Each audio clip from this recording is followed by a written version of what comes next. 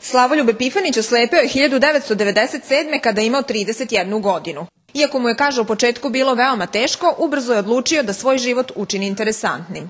Ili ću živeti ili ću se predati. Ja sam odlučio da živim i nekako sam počeo sa tim osnovnim životnim stvarima, znači spremanje i snalaženje po stanu, i onda sam video da koliko mi je problem, znači sedenje u kući, i odlučio sam nekako da počnem da se bavim nekim aktivnostima. Zbog koordinacije pokreta počeo je najpre da se bavi ninđicom, da bi danas imao majstorsko zvanje. Potom je zapažene rezultate ostvario i u atletici i plivanju, a oprobao se i u streličarstvu. Poznat je i po penjanju na najviši vrh Balkana Musalu, a stigao je i do najvišeg vrha planine Rtanj. Dodeljene su mu nagrade Sportskog saveza i grada Zrenjanina. Sada se priprema za novu avanturu. Sa prijateljem Aleksandrom Solomonom planira da krene put Londona, i to stopom.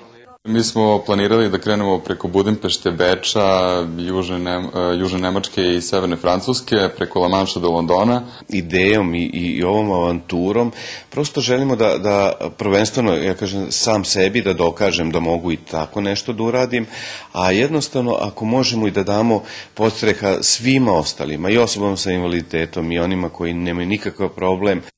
Materijal koji budu snimili tokom puta iskoristit će za pravljenje dokumentarca Put belog štapa.